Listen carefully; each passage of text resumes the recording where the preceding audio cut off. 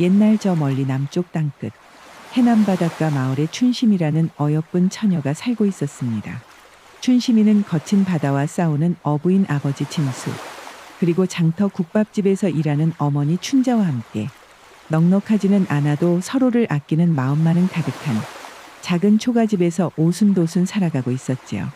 아버지, 이번에도 거험한 뱃길 조심하시고 무엇보다도 몸 상태 봐가면서 일하셔요.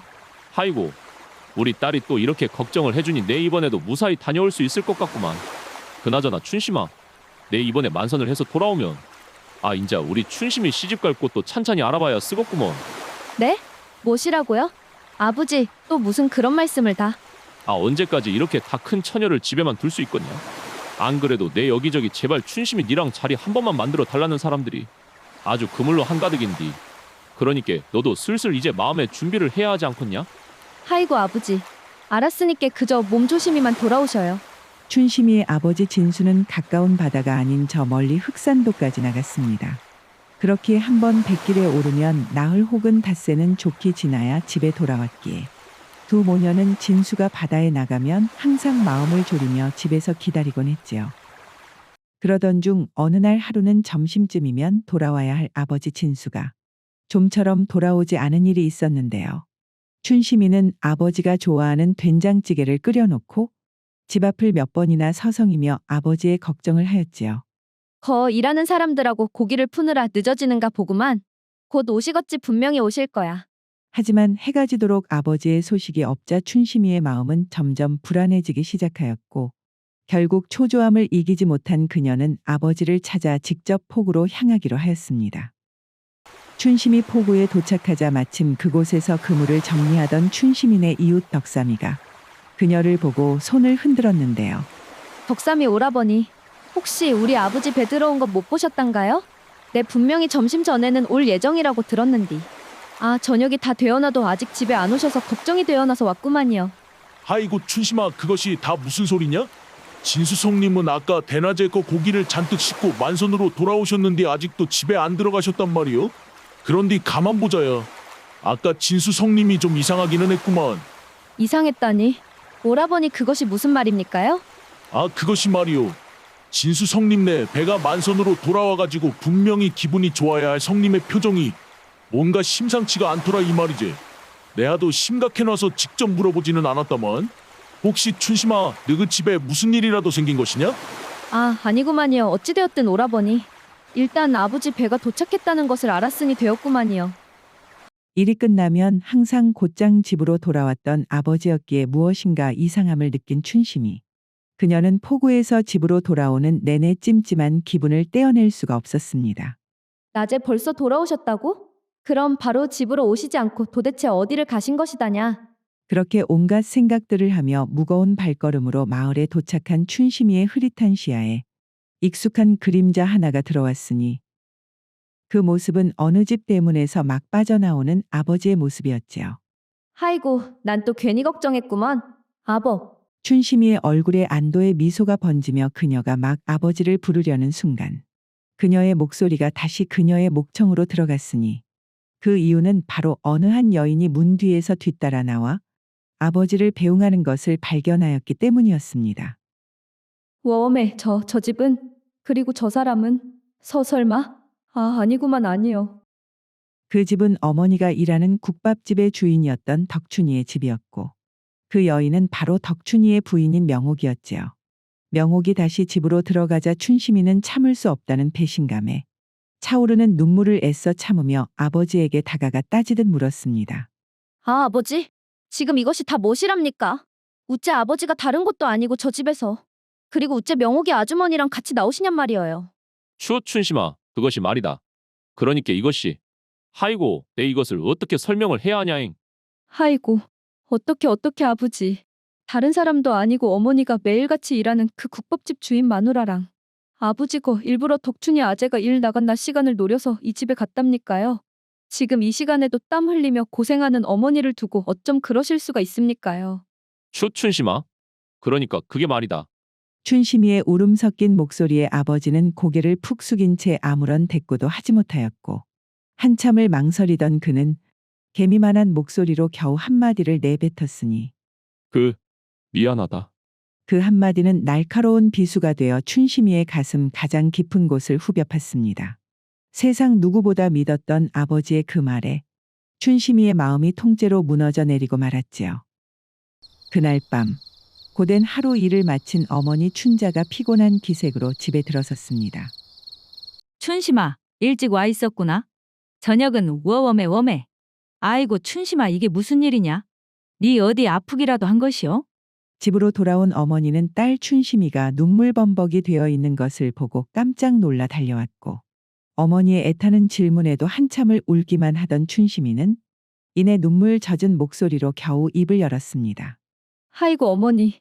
그러니께 아버지가요. 그래, 아버지한테 무슨 일이 있었다냐 춘심아. 그 아버지 배가 안 들어오기라도 한 것이오? 그것이 아니라 아버지가 덕춘이 아제네 명옥이 아주머니랑 함께 있는 것을 내 두 눈으로 똑똑히 봤구만이요. 어머니, 내 아버지에게 이것이 다 무슨 일이냐고 물어봤지만서도 아버지가 변명도 못하고 그저 미안하다고 안 그럽니까요. 그 순간 어머니의 얼굴에서 핏기가 싹 가시는 것이 보였습니다. 그것이 참말이냐 춘심아. 그 아버지가 진짜로 덕춘이 아제네 집에서 나왔다고? 네가 무엇을 잘못 본 것은 아니고? 어머니의 물음에 춘심이가 대답 대신 울음을 터뜨리며 고개를 끄덕이자 그녀는 충격으로 말을 잃었고 춘심이는 이내 울다 지쳐 잠이 들었습니다. 이후 시간이 자정에 가까워지자 조용히 문이 열리며 아버지 진수가 들어왔습니다. 진수는 곤히 잠든 딸 춘심이와 자신을 바라보는 아내 춘자를 보고는 힘겹게 입을 열었지요. 아무래도 내가 집에서 나가는 것이 좋겠구먼. 춘심이를 잘 부탁하네. 진수가 그 말을 남기고 자신의 짐을 챙긴 후 집을 나서자 어머니 춘자는 아무런 대답도 하지 않았고 그저 깊은 한숨만 내쉴 뿐이었습니다. 그것으로 진수가 다시는 집으로 돌아오는 일은 없었답니다. 그렇게 아버지가 떠난 후 홀로 딸 춘심이를 지켜야 했던 어머니는 슬퍼할 겨를도 없이 억척스러워져야만 했습니다. 그녀는 동이 트기 전에 국밥집으로 향했고 이전보다도 훨씬 늦은 밤이 되어서야 지친 몸으로 집으로 돌아오곤 했지요. 어머니, 매일매일 이 시간까지 일을 하시다가는 참말로 몸 상하겠습니다. 하이고, 우리 속 깊은 딸이 언제 일이 컸는가 모르겠구만. 이제는 이렇게 애미 걱정까지 다 해주는 것을 보니 말이오. 내일부터는 저도 밭일이든 삭바느질이든 하며 살림에 좀 보탤 테니 제발 혼자서 다 짊어지려고 하지 마셔요, 어머니. 아내 얼른 너를 시집 보내야 하는데 이 애미가 어찌 가만히 손을 놓고 있을 수가 있겠느냐. 내가 네 아버지 몫까지 다 해낼 테니께. 너는 절대로 일할 생각이랑은 맘에도 품지 말거라 알겠냐 춘심아. 알겠습니다요, 어머니. 그래도 꼭 무리는 하지 않겠다고 약조 하나만 해주셔요. 아, 세상에 어머니마저 없으면 저는 참말로 어찌 살라고요. 딸의 약속을 받은 어머니는 희미하게 웃어 보였지만 촛불이 제 몸을 태워 주위를 밝히듯 어머니의 몸도 그렇게 조금씩 무리가 가고 있었지요. 그렇게 아버지가 집에서 떠난 뒤 1년이라는 세월이 채 지나기도 전에 결국 춘심이의 어머니는 그만 과로로 쓰러져 자리에 눕게 되었고 어머니, 제발 이것 좀 드셔보셔요. 제가 죽을 써왔는데 약이라도 드시려면 속이 든든해야지요.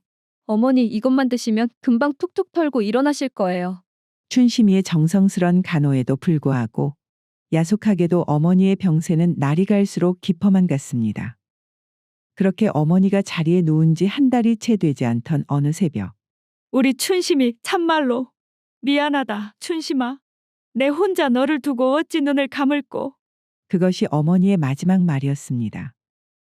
어머니가 그렇게 세상을 떠나자 춘심이의 마음속에서는 어머니를 잃은 슬픔과 동시에 이 모든 것을 자초한 아버지에 대한 분노가 휩싸이기 시작하였지요.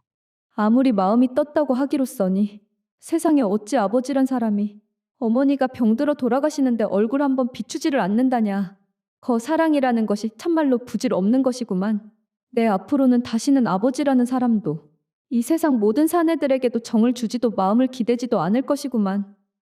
이후 어머니를 땅에 묻고 며칠간을 슬픔 속에서 보낸 춘심이는 산 사람은 계속 삶을 살아가야 한다는 생각에 아픈 기억이 가득한 고향을 떠나기로 결심을 하였습니다. 어머니, 저는 더 이상 이제 여기에서 못 살겠구만이요. 우리 집에 있어도 그렇고 저 바다를 봐도 다 너무 아프기만 해서 그래서 이 마을을 떠나 다른 곳으로 가렵니다. 부디 그곳에서는 너무 아프지 말고 건강하게 잘 지내고 계셔요. 어머니의 무덤에 마지막 인사를 올린 그녀는 작은 보따리 하나만을 둘러맨 채 정든 해남 땅을 떠나 산 너머 강진으로 향했지요. 그리고 춘심이는 강진에 도착하자마자 그 마을에서 가장 큰 부자로 소문난 홍배대감댁을 찾아가 일을 얻기 위해 용기를 내어 문을 두드렸습니다. 무엇이라? 우리 집에서 일을 해보겠다고? 아이고 몸을 딱 보니 뼈가 굵은 아이는 아닌 듯한데 우리 집 험한 일을 감당할 수 있겠느냐? 우리 집은 거 품삯이 많은 대신에 일이 힘들어 웬만한 남자들도 그만두고 나가기 일수인데 말이요. 예 대감나리. 거 밥만 먹여주시고 잠잘꽃만 주신다면 시키시는 일 가리지 않고 죽을 힘을 다해 한번 해보겠습니다. 허허, 그래 그 대답 한번 똑 부러지는구나. 좋다 내 너 원대로 먹여주고 채워줄 터이니 오늘부터 당장 일을 시작해 보도록 하거라. 그날부터 춘심이는 홍배대감내 여종이 되어 슬픔을 잊으려는 듯 온갖 굳은 일을 마다하지 않았습니다. 그렇게 집안의 허드렛 일을 도맡아 하던 그녀가 일을 시작한 지 한 달쯤 되었을 무렵에는 일손을 도우러 밭으로 나가기도 하였지요. 오메. 세상에 홍배대감내 여종 중에 저라고 고운 처자가 있었다냐? 그나저나 저리도 고운 얼굴에 어찌 저리 깊은 시름이 담겨 있을까? 아이고 또 저 가녀린 몸으로 힘든 밭일을 하면서도 묵묵히 버텨내는구만. 그곳에서 홍배대감내 소장농 봉섭이는 어딘지 모르게 슬픈 그늘을 간직한 채 묵묵히 땀 흘리는 춘심이를 보고는 첫눈에 마음을 빼앗기고 말았습니다. 이후에도 그녀에게서 눈을 떼지 못하고 곁을 맴돌던 그는 춘심이 뙤약볕에 잠시 비틀거리자 지체 없이 시원한 물을 들고 다가가서는 오메 이거 큰일 나겠구만. 물 좀 마셔가면서 하시지요. 아니 괜찮습니다. 사내의 갑작스러운 친절에 춘심이는 경계심을 늦추지 않고 퉁명스럽게 대답했지요. 내 가만히 일을 하는 것을 보니 그 밭일은 처음이신 것 같은데 상태를 보니 일을 계속하다가는 큰일 나겠습니다. 저쪽 나무 그늘에 가서 잠시 쉬는 것이 좋겠구만요. 아니구만요. 제가 해야 하는 일이니 쓰러지는 한이 있더라도 제가 해야 하지 않겠습니까? 내가 마음이 불편해서 그러구만요 내가.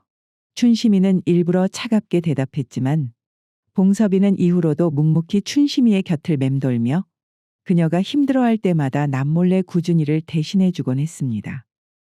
그리고 또 어느 날 일을 마치고 돌아가는 춘심이를 봉섭이가 조심스럽게 불러 세우고는 춘심씨야. 춘심씨 잠깐만 있어 보시구려. 웜에 봉섭씨 아니십니까? 거 봉섭씨 일은 진작에 끝난 걸로 아는디 아직도 안 돌아가시고 여기서 뭐 하십니까요? 춘심이의 물음에 봉섭이는 어색하게 웃으며 따끈한 김이 오르는 찐감자 2알을 건넸습니다.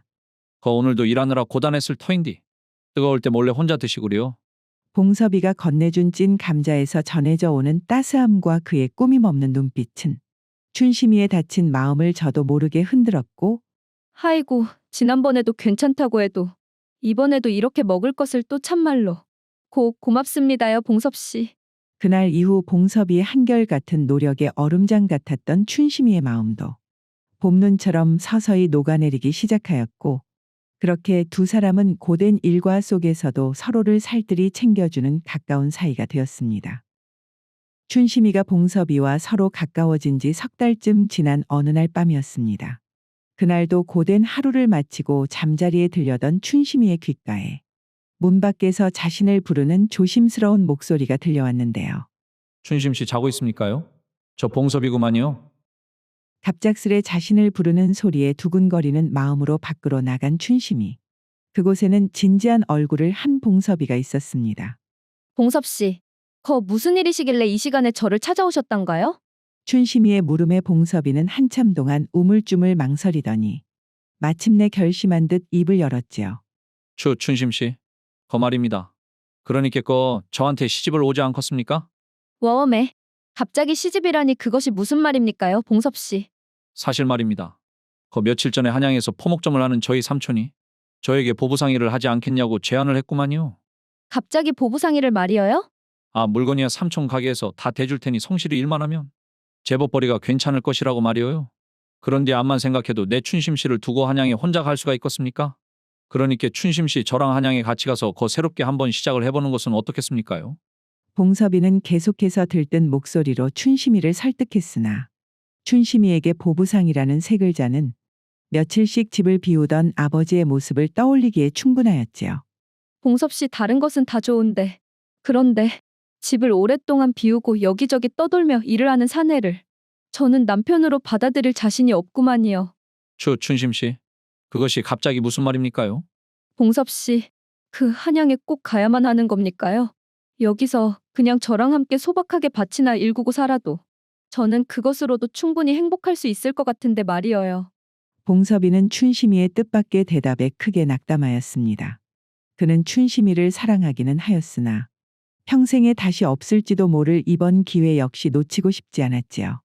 내 춘심 씨 마음은 잘 알았구만요. 그런디 암만 생각해도 나 역시 이 기회를 놓칠 수가 없으니 이렇게 하십시다. 제가 모래동이 틀 무렵의 마을 어기 큰 나무 아래서 기다리겠습니다. 만약에 춘심 씨가 저와 함께 하고 싶으시다면 꼭 그곳으로 나와주셨으면 하구만요. 그 말을 남기고 봉섭이는 힘없이 돌아섰고 춘심이는 멀어져 가는 그의 뒷모습을 하염없이 바라볼 뿐 아무런 대답도 할 수가 없었습니다.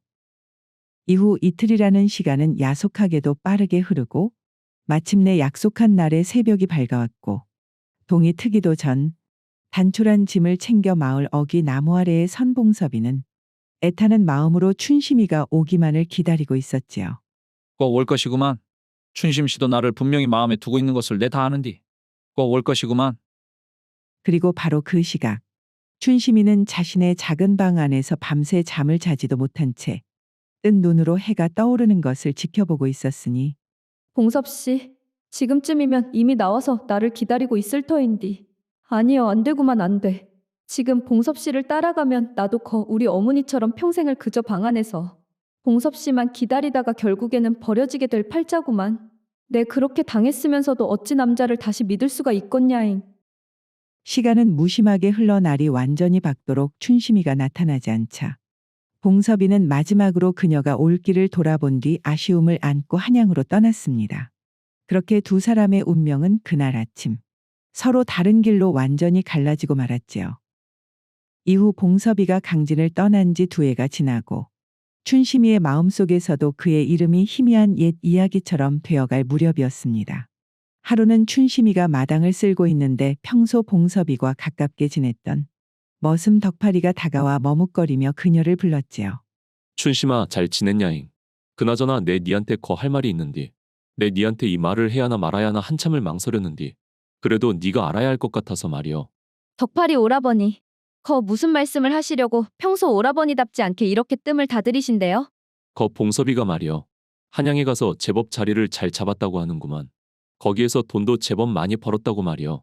하이고, 그것이 참말입니까? 그것은 참말로 좋은 소식 아닙니까요? 그런데 오라버니는 무슨 그런 말을 하는데 사람을 겁을 주고 그럽니까요? 그런디 말이여, 춘심아. 그것이 봉섭이가 한양에서 좋은 처자를 만나서 곧 장가를 든다고 안 그러냐. 미안하다 춘심아. 나라고 이런 소식을 전하고 싶지는 않았는디. 그래도 네가 알고 있어야 할 것 같아서 말이여. 하이고, 아니구만이요. 오라버니 알려주셔서 참말로 고맙구만이요. 봉섭 씨가 잘 되었다니 저도 어찌 기쁘지 않을 수가 있겠습니까? 나중에라도 오라버니가 봉섭 씨를 만나게 되시거든 참 잘 되었다고 진심으로 축하한다고 전해주셔요. 알았다 춘심아. 내 그리야마.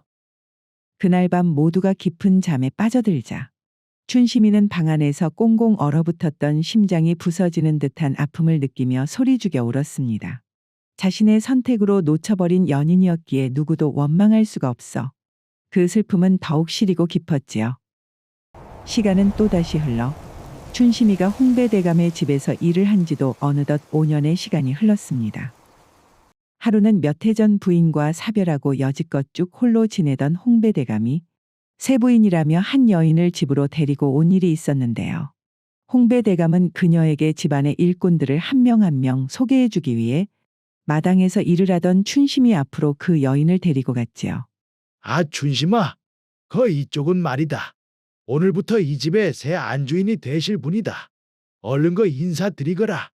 마님, 저는 춘심이라고 합니다요. 앞으로 제가 성심성의껏 모실 테니 시키실 일이 있으면 뭐든지. 워엄에. 당신은?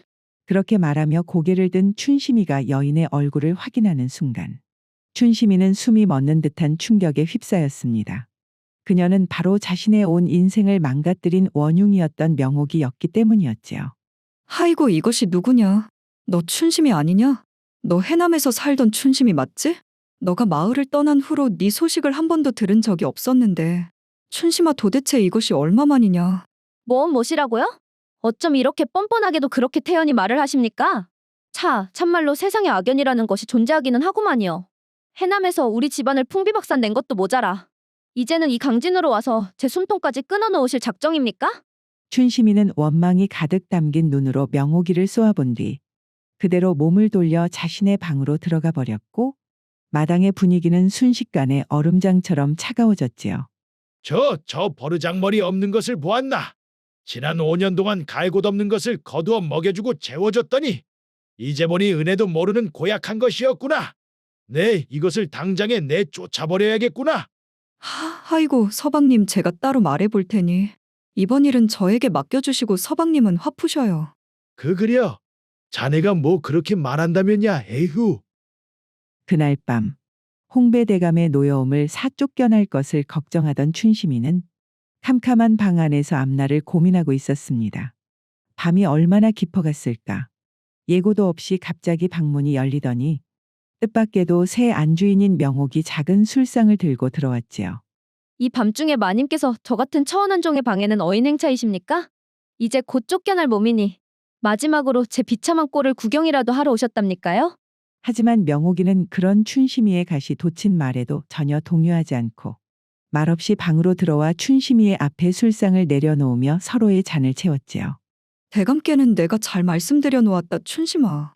그러니 거 쫓겨날 걱정은 하지 말고 얼른 이 술잔부터 바꿔라. 제가 다른 사람도 아니고 왜거 마님하고 술을 마셔야 한단가요? 춘심아, 너가 나를 대하는 태도를 찬찬히 봐보니 말이여. 내 아무래도 너가 무언가 단단히 착각을 하고 있는 것 같다는 생각이 드는구나. 착각이라니 그것은 또 무슨 말이래요? 우리 사이에 무슨 착각을 할 것이 어디 있다고? 명옥은 춘심이의 눈을 똑바로 바라보며 마치 아주 먼 옛날 이야기를 들려주듯 조용히 입을 열기 시작했습니다. 그러니께 이것이 해남에서 진수 오라버니가 찾아왔었던 바로 그날의 일이구만. 네가 본 그대로 그날 네 아버지가 대낮에 우리 집을 찾아온 것은 사실이었는데 말이여. 시간은 진수가 명옥이의 집으로 간 그날로 거슬러 올라가 예고도 없이 명옥이의 집으로 들어선 진수는 명옥이를 보자마자 그녀의 앞에서 무릎을 꿇었습니다. 재수 씨, 제가 입이 10개라도 할 말이 없구만요. 아이고 진수 오라버니. 도대체 뭔 일 때문에 갑자기 무릎을 다 꿇으십니까? 얼른 일어나시라니까요. 너무나도 뜻밖의 행동에 명옥이 당황하여 그를 일으키려 하자 진수는 고개도 들지 못한 채 떨리는 목소리로 물었지요. 재수 씨, 그 혹시 덕춘이 말입니다. 와, 웜의 오라버니 우리 서방님이 왜요? 오라버니랑 서로 다투기라도 하셨단가요? 그것이 아니라 네, 알고 보니 그 덕춘이가 우리 집사람하고 오래전부터 서로 정을 통하던 사이던데 재수 씨는 알고 있었습니까? 그 말에 명옥이는 하늘이 무너지는 듯한 충격을 받았습니다. 뭐시라고요? 서방님이 오래전부터 잠자리에서 나를 멀리했기에 혹시 다른 여자가 생겼나라고 생각은 했지만 그 상대가 춘자 언니일 줄은 몰랐었구만요. 재수 씨, 이 모든 게 다 내 탓이구만요. 내가 배운 게 도둑질이라고 그물질 말고는 할 줄 아는 게 없어. 처자식 곁을 오래 비워둔 제 잘못 아니겠습니까? 괜히 나 때문에 재수 씨한테까지 이렇게 큰 죄를 짓게 되었습니다. 아이고 그것이 어떻게 진수 오라버니만의 잘못이라고 할 수 있겠습니까? 손뼉도 마주쳐야 소리가 나는 것이지. 그런디 이것이 참말로 여음치 없는 부탁인 줄은 알겠는디. 재수 씨, 우리 춘심이는 아치 어미를 하늘처럼 여기는 아이구만요. 어른들 사정이야 어찌되었든 우리 춘심이 귀에만큼은 이 이야기가 들어가지 않도록 내 부탁을 드려도 되겠습니까? 나는 말이요.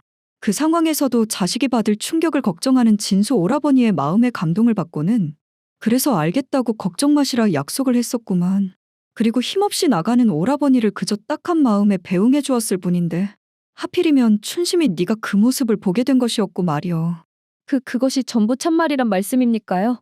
그러니께 마님 말씀은 우리 아버지가 아니라 어머니가 덕춘이 아재랑 말이어요? 춘심아, 내가 이제 와서 너한테 그런 거짓말을 해 뭘 하겠느냐. 우리 서방도 내가 아니라 거 춘자 언니를 진심으로 사랑했었는지 너희 어머니가 돌아가시고 한 해도 못 가서 시름시름 앓더니만 금세 세상을 떠나버렸고 말이여. 참말로 그놈의 사랑이 다 뭔지. 웜에 그 말이 사실이라면. 아이고 아버지 웜에. 하하이고 춘심아. 웜에 춘심아 정신 차려라. 명옥이의 이야기를 끝까지 듣고 춘심이는 태어나 여지껏 경험한 적 없는 강한 충격에 그대로 실타래가 풀리듯 스르르 정신을 잃고 말았습니다. 해남의 어느 숲속의 작은 초가집. 벌써 5년이 훨씬 넘는 세월 동안 주위 모든 사람들과 연을 끊고 고독하게 살아가던 진수가 일을 마치고 자신의 집으로 돌아왔습니다. 그가 문을 열고 집 안에 들어서자 뜻밖에도 어떤 여인이 조용히 앉아 그를 기다리고 있었으니 진수는 그녀의 뒷모습으로도 자신의 딸 춘심이라는 것을 알아보았지요. 참말로 오랜만이구나, 춘심아. 그려 어디 좋은 사람은 만나서 시집은 갔느냐? 아버지께서 그때 바람을 피우신 게 아니었다면 어째 그렇다고 한마디 말도 안 하셨단가요? 어찌 여태껏 혼자 다 뒤집어 쓰고 이렇게 외롭게 사셨단 말입니까? 춘심이의 원망 섞인 물음에 아버지는 그저 쓴웃음을 지으며 깊은 한숨을 내쉬며 말했지요. 허허, 뭐 이제 와서 죽은 사람 탓을 한들 뭐하겠냐마는. 네 어미는 너한테만큼은 하늘 같은 사람이었는디 그 하늘이 무너지는 것을 어찌 이 애비가 가만히 앉아서 보고만 있겠냐. 집안에 짊어져야 할 짐이 있다면 못난 애비라도 애비가 짊어져야 하는 것이지. 그것이 애비라는 것이니까 춘심아. 아이고 아버지, 그동안 내 아버지만을 미워하면서 살았는디. 내 진작에 알았으면 아이고, 이제 앞으로 나는 어떻게 살라고.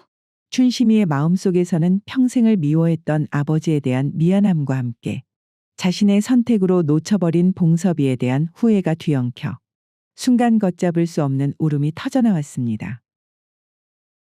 뒤늦게 알게 된 아버지의 깊고 묵직한 사랑 앞에서 그녀가 할 수 있는 것은 그저 그렇게 우는 것뿐이었습니다.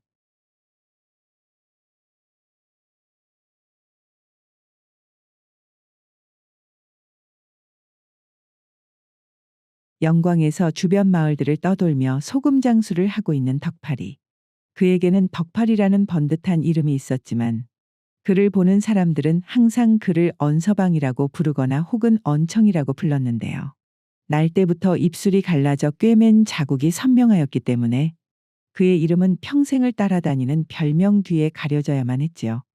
얘야, 자꾸 아비 말을 듣지 않으면 저 원청이에게 시집 보낼 테니 그리 알거라. 아이고, 아버지. 저 사람이 들으면 어쩌려고. 농담으로라도 그런 심한 말씀은 하지 마세요. 들으면 어떠냐? 저 원청이가 들었다고 한들 어쩔 것이야. 이러하듯 덕팔이에게는 등이 보찜의 무게보다 자신을 바라보는 사람들의 시선이 더욱더 그의 어깨를 무겁게 하였지요. 그런 덕팔이에게 세상의 모든 풍파를 막아주는 유일한 안식처는 홀어머니가 기다리는 영광의 작은 초가집이었습니다. 어머니는 고된 일을 마치고 돌아온 아들을 맞이할 때마다 겉으로는 아무렇지 않은 척했지만 아들의 얼굴에 새겨진 흉터를 볼 때면 그것이 꼭 자신의 죄인 것만 같아 남몰래 마음 아파하였는데요. 어머니 저 왔구만요. 하이고 우리 아들. 거 오는 길이 험하지는 않았냐잉? 얼른 거 자리 잡고 앉아 있어라. 내 빨리 저녁 내 가지고 오마. 안 그래도 배가 등에 다 붙겠습니다요, 어머니. 거시기 덕팔아. 이제 너도 그만하면 제법 돈을 모았으니 만날 이 마을 저 마을 돌아다니며 하는 장사는 그만두고 차라리 여기에서 자리를 잡는 것이 어떻겠냐. 장사를 그만두라니 그것이 무슨 말씀입니까요? 어머니? 네가 항상 장사만 나가면 집으로 돌아올 때까지 내 마음이 불안하니 하는 말이다. 거 우리가 가진 면마지기 논을 계속해서 남에게 소작을 주는 것도 아깝고 차라리 우리가 직접 농사를 지으면 넉넉하지 않아도 먹고 살 걱정은 없지 않겠냐잉. 거기다가 인자 너도 거 장가를 가야제. 어머니의 말에 덕팔이는 조용히 수저를 내려놓고는 씁쓸한 미소를 지으며 말했지요. 어머니, 제가 그 어머니 마음을 모르는 것은 아닌데 말이오요. 대체 어떤 처녀가 저 같은 언청이에게 시집을 오려고 하겠습니까? 거기다가 다른 지방에서야 어차피 한번 보고 지나칠 사람들이 저한테 언청이라 손가락질하는 것은 괜찮지만서도 우리 마을에서 만날 봐야 하는 가까운 사람들한테까지 그런 소리를 들으며 사는 것은 저도 참말로 견디기 힘들구만요. 아이고 미안하다 덕팔아. 내가 괜한 소리를 너한테 했구만. 내 다시는 그런 말 안 할 테니께 얼른 국이랑 식기 전에 먹어라잉. 어머니의 울먹이는 목소리에 덕팔이는 그저 고개를 숙이며 다시 수저를 잡을 뿐 아무 말도 할 수 없었습니다. 해가 뉘엿뉘엿 서산으로 넘어가던 어느 날 저녁, 하루 종일 흙먼지이는 길을 걸어 땀과 먼지로 흠뻑 젖은 덕파리가 타는 목을 축이려 고창 나루터 근처의 주막으로 들어섰습니다. 하지만 그가 주막 마당에 발을 들여놓기도 전에 날카로운 주모의 악다구니가 그의 귀를 때렸지요. 이 쓸모없는 애꾸놈이. 내가 먹여주고 재워주면 고마운 줄 알아야지. 어딜 감히 손님상에 남은 술에 손을 대. 주모가 손에 쥔 시커먼 부직갱이로 사정없이 후려치고 있는 사내는 한쪽 눈이 멀고 다리까지 저는 이었습니다. 겉보기에도 50살은 좋게 되어 보이는 그에게는 병욱이라는 이름이 있었지만 사람들은 눈이 하나밖에 없다고 하여 그를 일목이라 불렀지요. 그는 이 주막에 얹혀 살며 허드렛 일을 돕고 손님들의 점을 봐주며 근근히 생계를 이어가는 사내였습니다. 오, 웜에. 주모 내가 잘못했구먼. 그것이 내가 상을 나르다가 하도 목이 말라서 나도 모르게 손이 저절로 나갔구먼. 뭐시라, 손이 저절로? 그딴 것을 지금 변명이라고? 안 그래도 오늘 장사도 안 되는 데다가 집구석에 있는 서방놈은 노름한다고 돈괴에 손을 대서 속에서 천불이 나는디. 오냐 그래 일목이 너 오늘 아주 잘 걸려불었다. 이 밥만 축내는 놈아 당장 여 주막에서 나가라잉. 하이고 주모 내 다시는 안 그럴 테니 제발 내쫓지만 마시구려. 주모는 병욱이의 애원에도 아랑곳하지 않고 기어이 그를 마당 밖으로 내동댕이 쳤습니다. 마당 구석으로 밀려난 병욱은 짐승처럼 몸을 웅크린 채 서러운 울음을 삼켰고 흙먼지 묻은 그의 등은 가늘게 떨리고 있었지요. 저 어르신이나 나나 사람들한테 생긴 것으로 구박을 받는 똑같은 신세구만. 우리가 뭐 이렇게 태어나고 싶어서 태어난 것도 아닌데 그저 겉모습만 보고. 덕파리는 병욱이의 모습이 남의 일 같지 않아 차마 발걸음을 뗄 수가 없었습니다. 그는 이내 결심한 듯 아직 분이 채 가시지 않은 주모에게 다가가 품에서 엽전 몇 잎을 꺼내 보이고는 주모, 여기 술 한 상 내어주시오. 국밥도 따뜻한 놈으로 하나 말아주시고. 그러자 방금 전까지 악을 쓰던 주모의 얼굴이 언제 그랬냐는 듯 금세 환해졌지요. 아이고 거손님. 그럼요. 금방 뜨끈하게 데워서 내어드릴 테니 어서 저기 평상에 앉아 계시구려. 어르신 괜찮으시오? 거 이리 와서 나와 술 한잔 하십시다. 어르신이라니. 나를 말하는 것이요? 아, 그럼 여기에 어르신 말고 다른 사람이 더 있습니까요? 덕파리는 평상의 술상을 내려놓고는 탁배기 한 사발을 가득 따라 그에게 내밀었습니다. 자, 얼른 드시지요, 어르신. 거 속이라도 먼저 풀어야 하지 않겠습니까? 참말로. 고맙구먼. 이내 덕파리는 자신의 잔에도 술을 채우고는 손가락으로 자신의 찢어진 입술을 툭 가리키며 허 하고 웃었습니다. 거 어르신이나 나나 생긴 것 때문에 세상살이 고달픈 것은 매한가지 아니겠습니까? 그러니 이 술 한 잔에 오늘 있었던 고달픔이랑 후를 흘려보내십시다요. 덕파리의 따뜻한 말 한마디는 굳어있던 병욱의 마음을 스르르 녹아내리게 했습니다. 두 사람은 말이 없어도 마음이 통하는 듯 술잔을 몇 번이고 비웠고 이윽고 따끈한 국밥으로 허기진 배에 힘이 들어가니 덕파리가 조심스럽게 물었지요.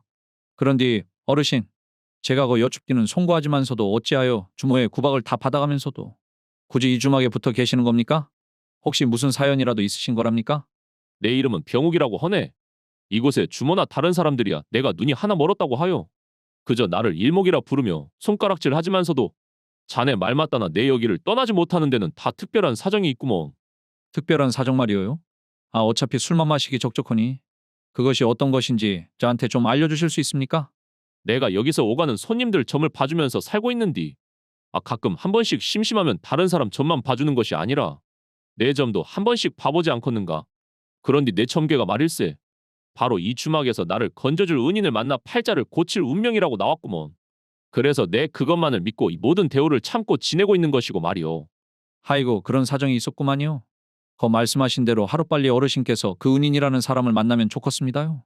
그날 밤 세상의 서름을 등에 진 채 외롭게 걷던 두 사내는 밤이 깊어가는 줄도 모르고 술잔을 기울이며 처음으로 서로의 시름을 따뜻하게 나누었지요. 그날 이후 덕파리는 두어장 터울로 고창 나루터 근처의 주막에서 하룻밤씩 묵어가며 병욱이와 안면을 트고 우정을 나누게 되었습니다. 그러던 어느 날이었습니다.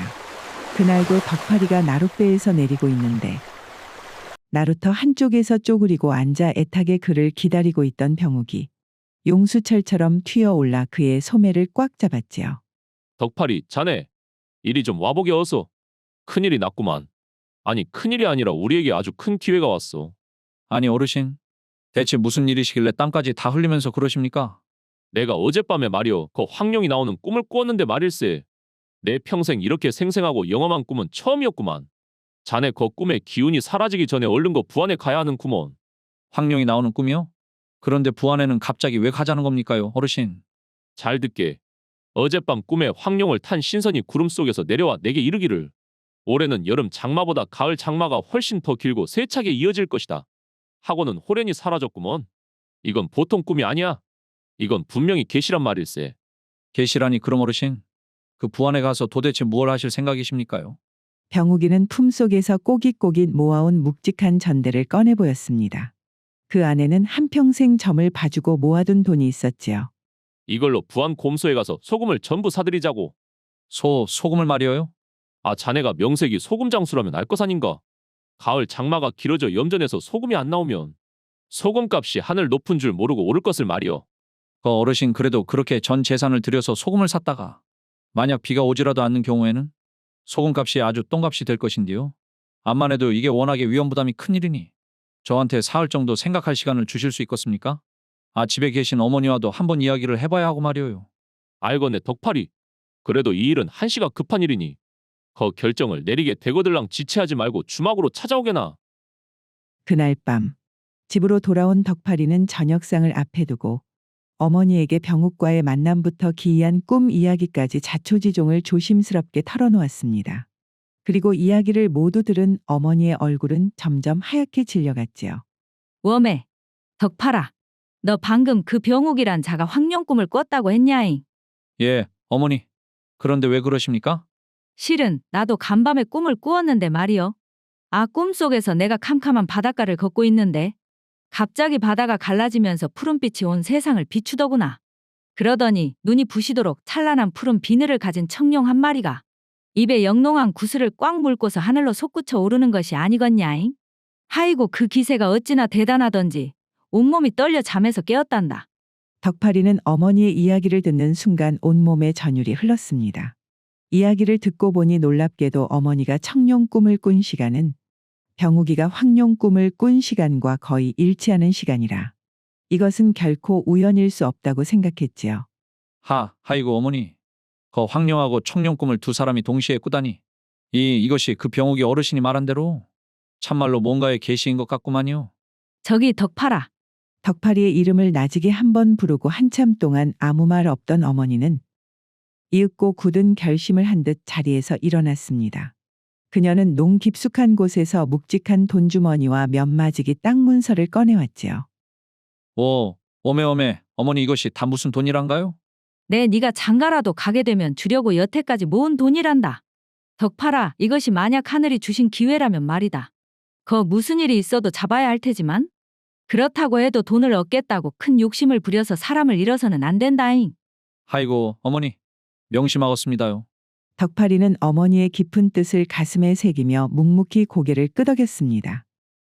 어머니의 허락을 받은 덕팔이는 곧장 병욱이를 찾아가 함께 부안으로 길을 떠났습니다.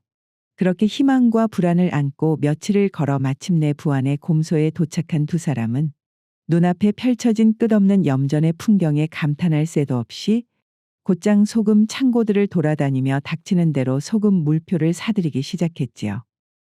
이보시오들. 거 외지에서 오셨나 본데 지금 제정신들이요. 곧 새하얀 햇소금이 산더미처럼 쏟아져 나올 판에 묵은 소금을 이 값에 사드리겠다고? 상인들의 물음에도 덕팔이와 병욱은 그저 돈주머니를 보여줄 뿐이었고 그 모습을 본 상인들은 뒤로 물러나 저희끼리 수군거리기 시작했습니다. 쯧쯧쯧. 저 언청이랑 애꾸를 보게. 생긴 것만 흠이 있는 게 아니라 어찌 저리 세상 물정을 모를꼬? 아주 바보 천치들이 따로 없구먼. 아, 조용히 하시게. 거 봐보면 어떤가? 덕분에 창고 구석에 처박아 뒀던 저 골칫덩이 묵은 소금을 제값 다 받고 팔아치울 수 있지 않은가 말이야. 듣고 보니 그렇구먼. 저 양반들이 우리에게는 복동일세. 어서 팔세, 어서 팔아. 그렇게 도매 상인들은 겉으로는 반색을 하며 기꺼이 소금 물표를 팔았습니다. 덕파리와 병욱이는 가는 곳마다 그런 조롱 섞인 시선을 받았지만 묵묵히 그들의 전 재산을 마지막 한 푼까지 털어 마침내 산더미 같은 소금의 주인이 되었지요. 이후 한 달이라는 시간이 흘러 어느덧 완연한 가을이 되었지만 그들이 머무는 부안의 하늘에는 비구름 대신 얄미운 햇살만 가득했습니다. 염전에서는 나날이 햇소금이 산더미처럼 쏟아져 나왔고 그럴수록 두 사람의 속은 새까맣게 타들어갔지요. 결국 텅 비어버린 전대를 만지작거리던 덕파리가 애써 마른 입술을 열었습니다. 어르신거 비가 정말 오기는 오는 걸까요? 벌써 가을이 이렇게 깊어만 가는데 하늘은 저렇게 높고 근 한 달간 비구름 한 번 못 봤는디 말이어요. 틀림없이 올 것이네. 황룡 신성께서 하신 말씀인데 어찌 틀리겠는가.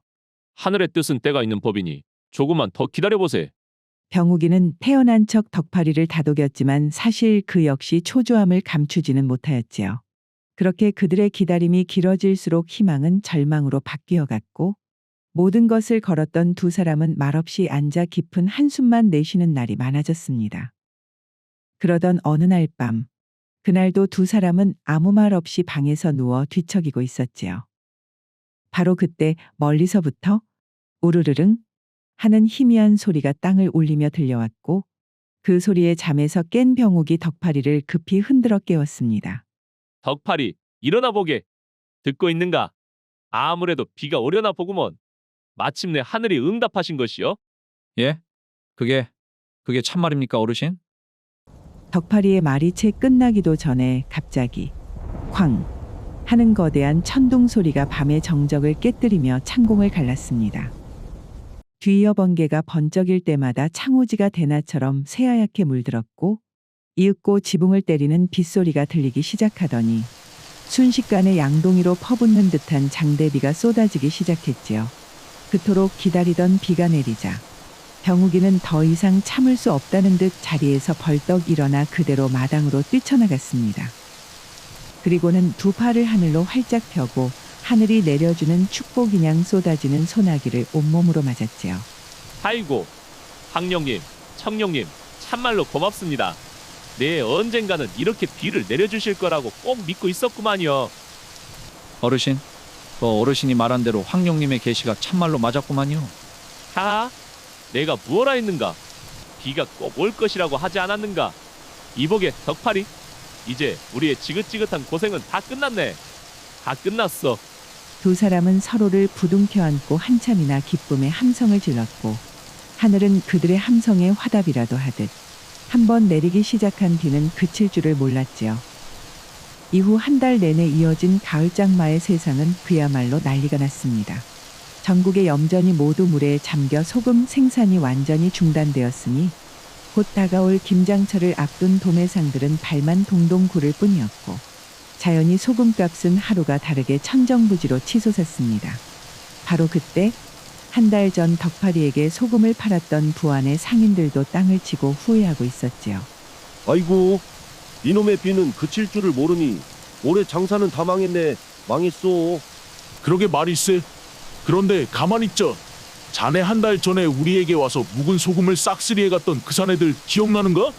아, 그 원청이 젊은이랑 외눈박이 말인가? 아이고, 그 양반들이 아주 바보천치들인 줄 알았더니. 아이고, 바로 그네들이네. 지금 말일세 그네들이 부안에 소금을 몽땅 쥐고 있을 것이구만. 내 듣기로는 분명 영광인가 어디에선가 살고 있다고 했었는데 말일세. 그렇게 부안 상인들로부터 시작된 소문은 날개를 단 듯 순식간에 전국으로 퍼져나갔고 그 소문을 들은 전국의 소금 도매상들은 덕파리가 사는 영광의 작은 초가집으로 구름처럼 모여들기 시작했습니다.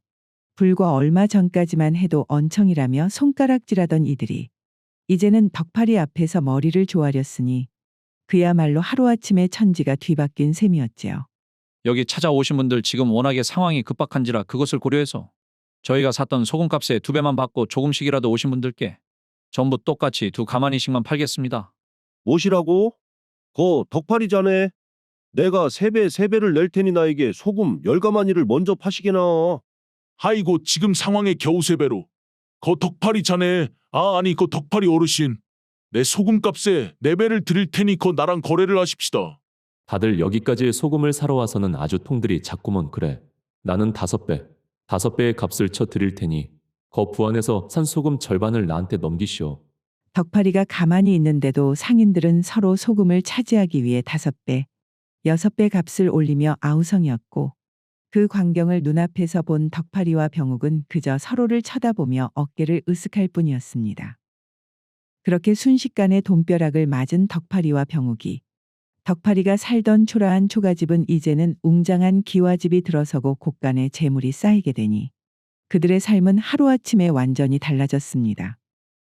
예전에 그들을 대놓고 무시하던 사람들도 이제는 함부로 대하지 못했고 두 사람은 어딜 가나 떳떳하게 어깨를 펴고 당당하게 다닐 수 있었지요. 그러던 어느 화창한 장날 두 사람이 국밥집에서 기분 좋게 술 한 잔을 걸치고 나오다. 길가에 앉은 관상쟁이를 보고는 덕파리가 빙그레 웃으며 말했습니다. 아, 병욱이 아재. 내 가만히 생각해보니 아재는 평생 다른 사람의 운수만 보거나 아니면 아재 스스로 운수를 보지 않았습니까? 그랬구먼. 아, 내 점은 내가 본다고. 한 번도 다른 이에게 사주를 맡겨본 적이 없었구만. 그러면 아재 오늘은 재미삼아 다른 사람에게 한번 사주를 봐보는 것은 어떻겠습니까? 허, 그려, 좋구만. 자네 말대로 저기 앉은 양반에게 내 운수를 한번 물어보세나. 그리하여 두 사람은 재미삼아 관상쟁이 앞에 마주 앉았습니다. 관상쟁이는 병욱의 얼굴과 손금을 한참 들여다보더니 갑자기 눈을 동그랗게 뜨며 감탄했지요. 허허, 이거 참으로 기이한 팔자로다. 기이한 팔자라니 도대체 뭐 때문에 그러십니까? 관상쟁이는 병욱의 손을 탁 놓더니 그의 얼굴을 뚫어져라 쳐다보며 말했습니다. 이보시오. 당신의 배필은 멀리 있지 않소이다. 하늘이 맺어준 인연, 천생연분이 바로 지척에 있단 말이오. 허, 배필이라니 이 나이에 무슨. 그래서 그럼 그 배필이라는 사람은 대체 누구길래 지척에 있다고 그럽니까? 사주를 보니 한나란시의 한 사람은 황룡을 보았고 또 한 사람은 청룡을 본 꿈에 인연이 있구려. 아, 황룡과 청룡의 만남인데 이 어찌 하늘의 뜻이 아니겠소. 웜의 어르신 지금 뭐시라고요? 그 말에 병욱이도 그리고 덕파리 역시도 깜짝 놀라 아무 말도 할 수가 없었습니다. 황룡과 청룡의 꿈. 그것은 바로 병욱이와 덕파리의 어머니 이야기였기 때문입니다. 그 길로 집에 돌아온 덕파리는 관상쟁이의 말을 떠올리며 어머니에게 조심스럽게 다가갔습니다. 병욱의 나이는 46, 어머니의 나이는 42. 두 분의 나이까지 떠올리니 무엇인가 마음속에 확신이 선 덕파리는 일부러 분위기를 띄우려는 듯 쾌활한 목소리로 말을 꺼내기 시작했지요. 어머니, 제가 오늘 장에 가서 아주 기가 막힌 이야기를 듣고 왔습니다. 하이고 호들갑은 대체 무슨 이야기인데 그리 부산을 떠느냐? 덕파리는 오늘 본 관상쟁이의 이야기를 실감나게 늘어놓고는 눈을 반짝이며 말했습니다. 아, 그 관상가의 말을 듣고 보니 어머니와 병욱이 아재 나이가 꼭 4살 차이 아닙니까? 옛말에 4살 차이는 눈을 감고도 혼이나는 궁합이라 사주도 볼 필요도 없다고 안 그럽니까요? 하이고 덕파라. 그 망측하게 다 늙어서 무슨 주책이냐? 괜히 쓸데없는 소리 하지 말거라. 어머니, 어찌 그게 쓸데없는 소리겠습니까? 한번 생각해 보십시오. 저희가 입도 뻥긋하지 않았는데 그 관상가가 황룡과 청룡의 꿈 이야기를 먼저 꺼내는 것을 보면 분명 용한 구석에 있는 양반님이 틀림없습니다. 아, 하늘이 맺어준 인연을 어떻게 사람이 거부할 수가 있겠습니까? 하이고 덕파라 설령 그렇다고 한들 하나뿐인 자식놈도 아직 장가를 못 가고 있는 마당에 이 어미가 어찌 먼저 다시 시집갈 생각을 하겠냐이. 참말로 남사스럽구먼. 어머니, 그 어머니께서 먼저 병욱이 아재와 함께 행복하게 자리를 잡으시면 저 또한 마음 편히 곧 제 짝을 찾겠다고 어머니에게 약속을 하겠습니다요. 웜에 덕파라. 뭐시라고야? 덕파리의 어머니는 자신을 헤아리는 아들의 진심 어린 눈빛 앞에서 더는 거절할 명분을 찾을 수가 없었습니다. 그녀는 한참 동안 고개를 숙이고 있더니 이내 얼굴에 맑은 홍조를 띄우며 부끄러운 듯 말을 꺼냈지요. 그래? 네 뜻이 정 그렇다면 내 그리 하마. 그것이 참말입니까, 어머니? 그럼 저는 얼른 거 병욱이 아재한테 아니제 이제는 아버지라고 불러야 쓰겠구먼. 이 소식을 전해드리랍니다. 그렇게 아들의 진심 어린 설득에 어머니는 마침내 두 손을 들었고 며칠 뒤 조촐하게 마당에 찬물 한 그릇 떠놓고 병욱이와 조용히 맞절을 한 뒤 부부의 연을 맺었답니다. 어머니가 병욱이와 새 가정을 꾸리고 난 후 그녀는 약속대로 중매쟁이들을 통해 혼처를 알아보기 시작했습니다. 큰 부자가 된 덕파리의 집은 한양의 양반 교수부터 이웃 고을 절세미인까지 좋은 혼처를 들고 온 중매쟁이들로 문턱이 다를 지경이었지만 덕파리는 석 달이 넘도록 찾아온 모든 처자들을 한사코 마다할 뿐이었기에 마을에서는 덕파리의 혼담에 대한 소문만 무성해갔지요. 거시기 말이여. 덕팔이 저 양반이 대체 얼마나 대단한 신부감을 찾길래 내로라 하는 처자들이 석 달 동안 문턱이 닳도록 드나들어도 그렇게 퇴짜만 놓는지 모르겠구먼. 어머, 그 속이야 뻔하지 않겠소. 평생을 언청이라 놀림받고 살았으니 오죽하겠어. 그게 마음에 한이 맺혔다가 이제 돈벼락을 맞았으니 그 한을 풀려고 선녀 같은 절세미인을 아내로 맡고 싶은 게지. 하이고 그렇고 말고. 아, 덕팔이라고 별 수 있나? 거 돈 많은 사내들이란 다 그런 법이지. 그렇게 이런저런 갖은 소문만 무성해지던 가운데 또다시 석 달의 시간이 흐르고 마침내 고대하던 덕파리의 혼례날이 결정이 되었고 덕파리는 온 마을 사람들을 자신의 혼례식에 초대했지요. 그곳에 초대받은 사람들은 저마다 신부가 절세미인일 것이라 짐작하며 그녀가 나타나기만을 손꼽아 기다렸고 이윽고 곱게 단장한 신부가 모습을 드러내는 순간 그곳에 모인 모든 마을 사람들은 약속이라도 한 듯 숨을 멈췄는데요. 신부는 그들이 상상했던 절세미인이 아닌 평소 곰보라 놀림받던 아랫마을 노처녀 말숙이었기 때문입니다. 아니, 세상에. 지난 반년 동안 그리 콧대 높게 굴며 들어오는 혼처는 다 거절하더니만 결국 고르고 고른 게 저 곰보 처녀란 말인가잉? 그러게나 말일세. 나는 또 어떤 대단한 양반대 규수를 데려오려고 저리 까다롭게 군하했지. 헌데 저리 못생긴 데다 집안도 평범한 처자라니. 참말로 사람 속은 알다가도 모를 일이구먼 그래. 신부는 얼굴에 깊게 얽은 자국이 있었지만 누구보다 마음씨가 곱고 성실하기로 소문난 사람이었습니다. 남들이 모두 겉모습만 보고 흉보던 그녀의 진실한 마음을 똑같은 아픔을 겪었던 덕파리만이 알아본 것이었지요. 그리하여 그날 이후로 한때는 언청이라 손가락질 받던 소금장수 덕파리의 집에 이제는 두 부부의 정다운 말소리가 오랫동안 계속해서 이어졌다고 하니 이 모든 것이 멸시받는 외톨이의 서름을 알아보고 병우기에게 따뜻한 술잔을 건넸던 덕파리의 착한 마음씨가 불러온 기적이 아닌가 하네요.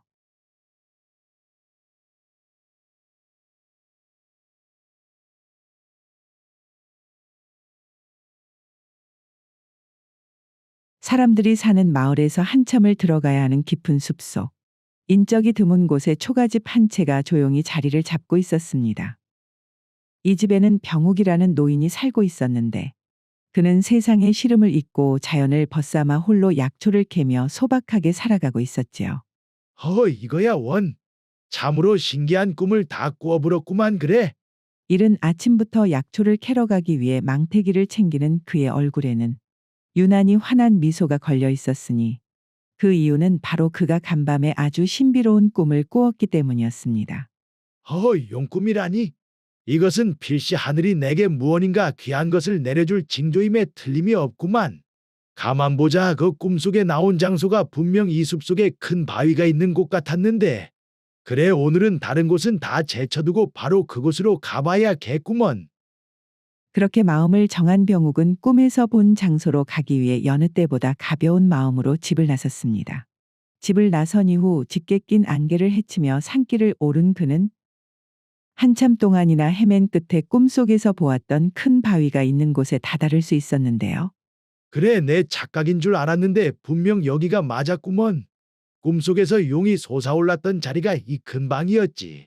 자욱한 안개와 이끼가 낀 거대한 바위, 모든 것이 자신의 꿈속에서 본 풍경과 일치하자 병욱은 이내 두근거리는 마음을 안고 숲을 속을 샅샅이 뒤지기 시작하였습니다.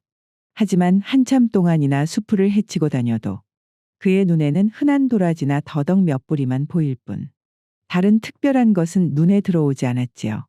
아이고 아무래도 분명 이곳이 내가 꿈속에서 본 곳이 맞는데 내가 이제는 진짜 나이가 들었나. 괜한 꿈을 믿고 여기까지 온 것이라냐. 그가 약초 찾기를 단념하고 지친 몸을 쉬기 위해 커다란 고목나무의 등을 기대려고 하는 순간 그의 눈에 무엇인가 반짝이며 들어오는 것이 있었으니 굵은 고목나무 뿌리 사이에 언뜻 보이는 붉은 열매와 5갈래 잎사귀. 그것은 바로 하늘이 내린다는 영물 산삼이 아니겠습니까? 웜에 차 찾았다. 신봤구만. 이것이 무려 한 뿌리도 아니고 세 뿌리나. 허허, 그러면 그렇지 과연 용꿈이 맞았구먼. 내 오랫동안 산속 생활을 하다 보니 산신령님께서 내게 큰 선물을 내리셨어. 그는 이내 숨죽이며 조심스럽게 호미를 꺼내들고는 정성을 다해 주변의 흙을 살살 걷어내기 시작했습니다.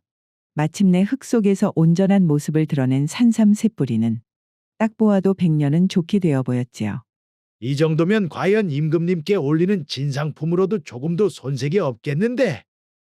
그렇게 산삼을 무려 세 뿌리나 발견한 병욱은 더는 욕심 부리지 않고 감사한 마음으로 곧장 산을 내려가기 시작했습니다. 땡볕이 내리쬐는 한여름의 산속에서 땀을 흘리며 땅을 파서 그런지 그의 온몸은 비오듯 흐르는 땀으로 흠뻑 젖어 있었지요. 웜에꺼 산삼은 산삼이고 목말라 죽겠구먼. 일단은 거 얼른 개울가로 가서 목이라도 죽여야겠어. 그리하여 항상 일을 마치고 들르던 산 아래 개울가로 간 병욱이 그는 두 손으로 물을 가득 떠서 한껏 들이키고는 아이고, 속이 아주 시원한 것이 이제야 살 것 같구먼. 그래.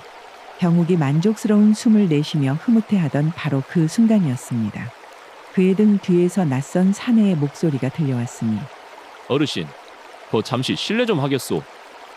깜짝 놀란 병욱이 뒤를 돌아보니 그곳에는 깊은 산골의 풍경과는 전혀 어울리지 않은 비단 도포 차림의 젊은이가 서 있었고 그 산에는 거만한 태도로 병욱을 내려다보며 말을 이었습니다. 거 영감님, 내 이 개울을 좀 건너려 하는데 보다시피 내 귀한 가죽신이 젖을까 염려되어 그로. 미안하지만 월천 좀 해주시겠소. 그 말을 들은 병욱은 대답 대신 그 젊은이의 비단 옷과 깨끗한 가죽신을 한참 동안 뚫어지게 쳐다보고는 이내 얼굴에 넉넉한 미소를 지으며 고개를 끄덕였습니다. 아무렴요. 거 딱 봐도 귀한 분께서 먼 길을 걸어오신 것 같은데 이 늙은이가 그 정도는 당연히 해드려야 하지 않겠습니까? 자, 어서 업히시오. 내 나이가 들어 힘이 없을지는 몰라도 이 개울 하나는 것들이 건널 수 있구만이요. 병욱이 낯선 사내에게 등을 보이자 그 젊은이는 병욱이의 땀에 절어있는 옷을 보고는 자신의 비단 도포의 땀 냄새가 배일까 잠시 망설였습니다. 그는 잠시 엉거주춤한 자세로 머뭇거리다가 이내 마지못해 병욱의 등 위로 조심스럽게 올라탔지요. 자, 그럼 출발할 테니 꽉 잡으시구려. 병욱은 우렁차게 외치며 그 사내를 업고 자신만만하게 물속으로 들어갔습니다. 하지만 막상 물에 들어가 보니 물의 속도는 생각보다 빨랐고 자갈은 미끄러웠기에 물을 건너는 중간에 몇 번이나 비틀거리며 휘청였던 병욱이는 그 물속에 돌멩이가 아주 장난을 치는구먼. 하며 사내에게 농담을 건네며 이를 악물고 개울을 건넜습니다.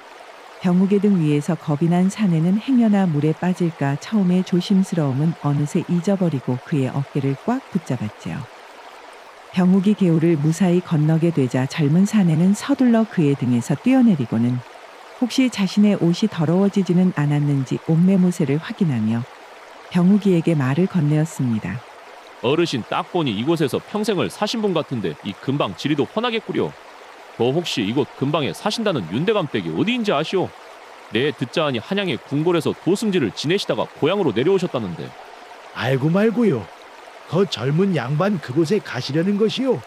그런데 그 댁이 여기에서 제법 떨어진 곳이라 지금 출발한다 해도 오후쯤에나 겨우 닿을 수 있을 것인데 말이요. 내 이곳이 초행이라 날이 저물면 곤란하니 그 어르신이 내 길 안내를 해줄 수 있겠소?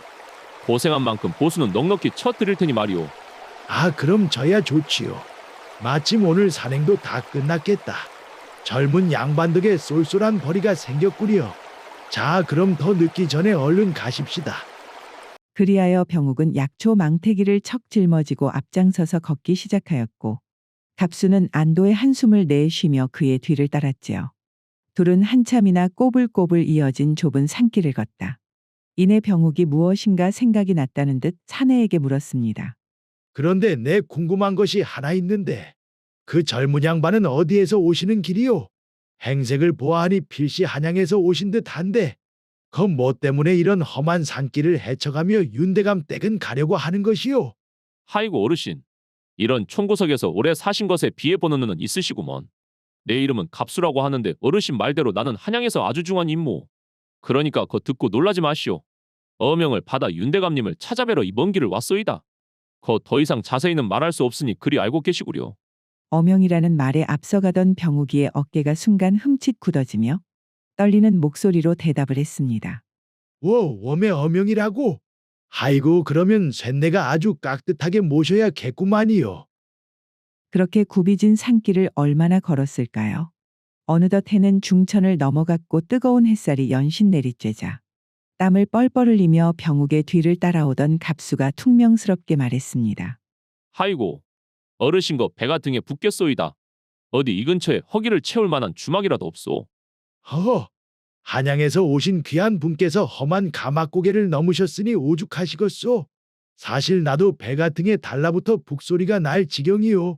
그나저나 분명히 이 근방에 거 주막은 없어도 작은 마을이 하나가 있기는 했었는데. 바로 그때였습니다. 병욱이 희미한 기억을 더듬으며 좁은 오솔길을 헤치며 들어가자 눈앞에 거짓말처럼 작은 마을이 눈에 들어왔지요.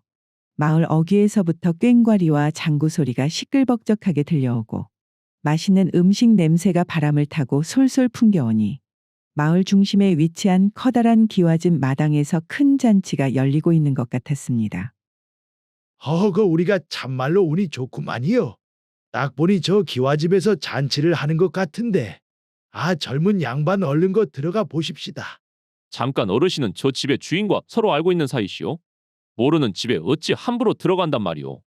아, 무릇 이런 시골 잔치에는 오가는 나그네에게 국밥 한 그릇 정도는 쉬 내어주는 법이니 염치 없는 일이지만 들어가서 욕이나 하고 갑시다. 갑수는 모르는 집에 불쑥 찾아가는 것이 마음에 걸렸지만 시장한 기운을 이기지 못하고 그저 고개를 끄덕였습니다.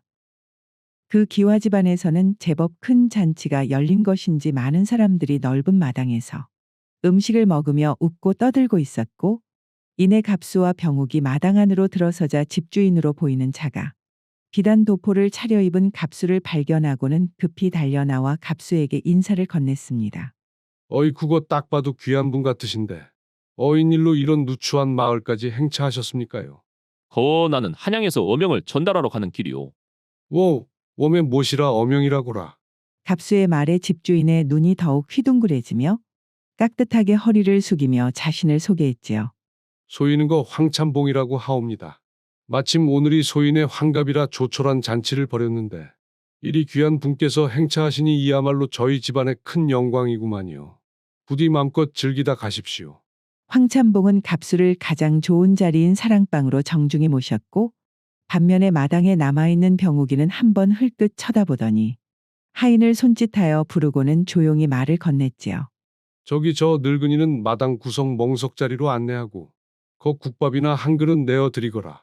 그리고 사랑방에는 거 좋은 감로주랑 푸짐한 한상 차림을 좀 준비해주고.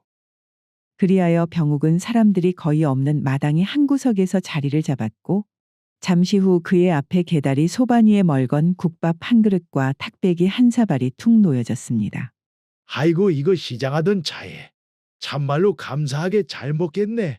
그런 푸대접에도 병욱은 조금도 개의치 않고 국밥을 마파람에 개눈 감추듯이 순식간에 뚝딱 해치웠지요. 바로 그 시각 갑수가 있는 사랑방에서는 나으리 이 술은 저희 집안에서 직접 빚은 귀한 감로주입니다. 한 잔만 더 받으시지요. 거 주인장의 정은 감사하나. 내가 갈 길이 바빠 이제는 정말 가봐야겠구먼. 덕분에 참으로 잘 먹었소.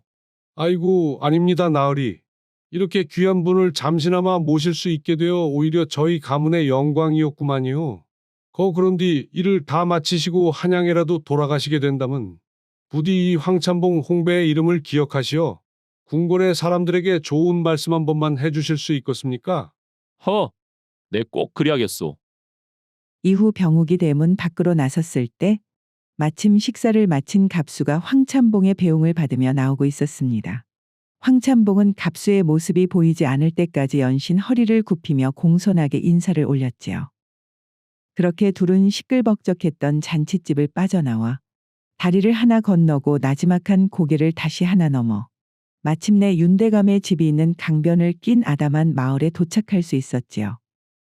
저기 마당에 감나무가 있는 작은 초가집이 바로 윤대감 댁이요. 무엇이라고? 저렇게 평범하고 소박한 초가집이 그 명성 높은 윤대감 댁이란 말인가? 그런데 말이오 젊은 양반. 아까는 그 어명이라고 애둘러 이야기했는데 그 높으신 윤대감을 찾아온 진짜 이유가 무엇인지 물어봐도 되겠어? 허 어르신은 별것을 다 물어보시는 구먼. 그래 여기까지 나를 안내해준 정성을 생각해 내 못 이야기 해줄 것도 없지. 나는 새로 부임한 승지인데 주상전하께서 윤대감님께 귀한 약재를 하사하시고 그분의 안부를 세심히 살피고 오라 하셨소. 그 말을 들은 병욱은 더 이상 갑수에게 아무것도 묻지 않고 그저 뜬모를 미소만 지을 뿐이었습니다. 그리고 그는 갑수가 미처 말릴 틈도 없이 마치 제 집 안방인 양 윤대감 댁 초가집 살인문을 열고 안으로 쏙 들어가 버렸지요. 아니 저 영감이 지금 이곳이 어디라고 말도 없이 함부로 발을 들인단 말인가. 무례한 것도 정도라는 것이 있는 것이지. 저러다 도대체 무슨 험한 꼴을 당하려고. 임금의 명을 받고 온 자신보다 허름한 약초꾼이 먼저 대감댁으로 들어가는 상황을 눈앞에서 지켜본 갑수는 어처구니 없는 심정으로 그 뒤를 따랐습니다. 이윽고 갑수가 집 안으로 들어서자 집안 하인으로 보이는 자가 갑수를 앞마당으로 정중히 안내하더니 잠시만 기다려 주십시오. 나리께서는 곧 채비를 하시고 나오실 겁니다. 아니 대감님께서 채비를 하신다니 대체 그게 무슨 말이오? 전하께서 사전에 서신을 보내지도 않았는데 윤대감님께서는 내가 온다는 것을 미리 알고라도 계셨단 말인가? 아니 그것보다 먼저 이 집에 발을 들인 저놈의 약초꾼 영감은 대체. 복잡한 생각에 갑수가 고개를 갸웃거리던 것도 잠시 이윽고 방문이 스르륵 열리고 한 사람이 모습을 드러내자 갑수는 자신의 눈앞에 펼쳐진 광경에 그만 기절할 뻔하였는데요. 워우 오메. 자신의 눈앞에 서 있는 이의 얼굴은 분명 방금 전까지 보았던 약초꾼 영감의 얼굴이었으나 그의 옷은 누더기 옷 대신에 사모와 감색 관복 차림의 모습을 하고 있었기 때문이었지요. 그래 전하께서 나에게 하사품을 내리셨다고? 일단 그것들을 우리 집 집사에게 맡겨놓으시게나. 갑수에게서 하사품을 건네받은 윤대감댁 집사는 이내 작은 상을 가지고 와 건네받은 약재들을 조심스럽게 올려놓았고 이윽고 병욱은 옷 매무새를 바로 한 뒤 상을 향해 큰 절을 올렸습니다.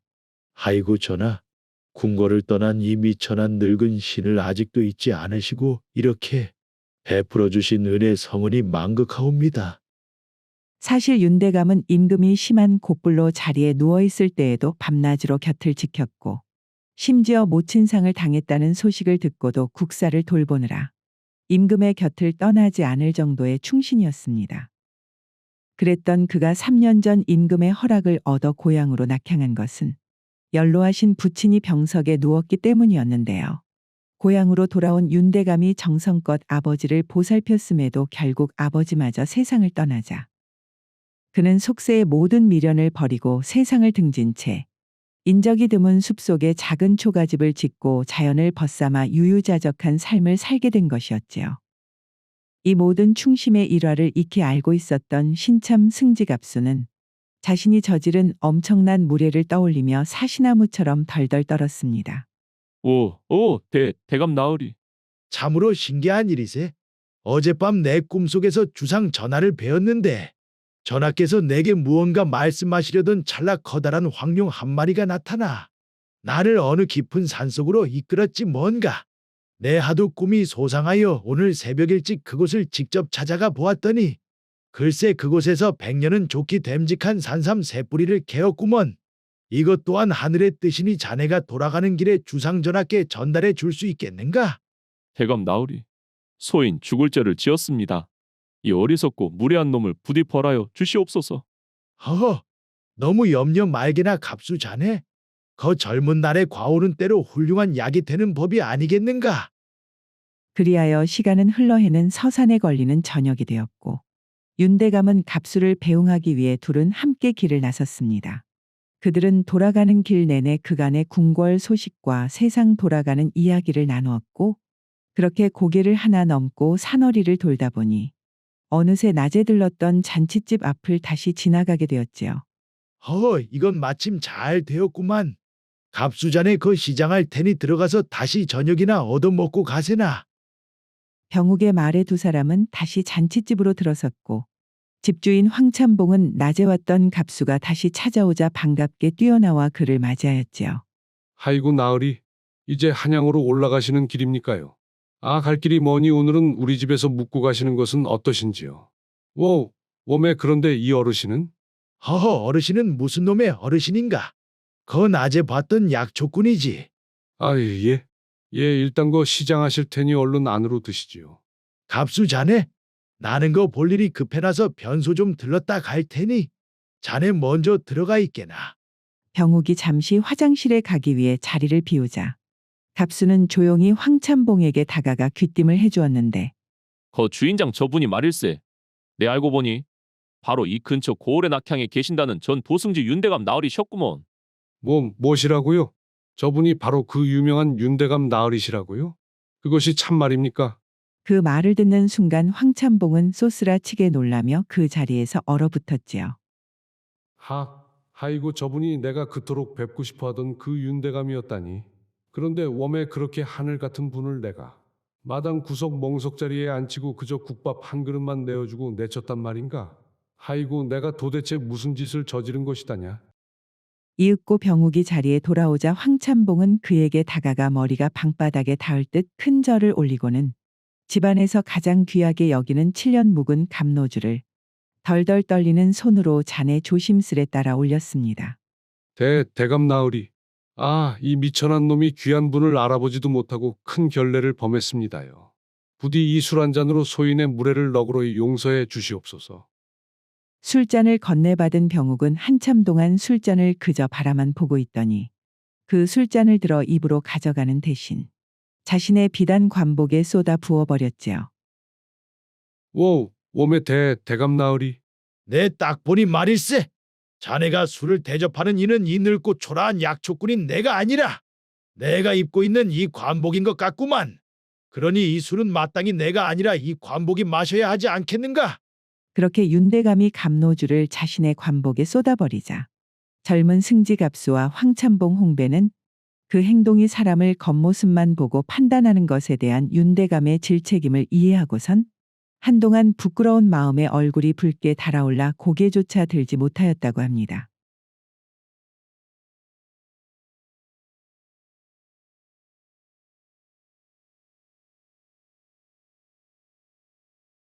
오늘의 고전여행 이야기는 이것으로 마치겠습니다. 오늘도 부족하지만 긴 영상 봐주신 여러분들께 감사드리며 항상 가정의 평안이 깃들기를 바라겠습니다. 그럼 저는 다음 영상으로 다시 찾아뵙겠습니다. 감사합니다.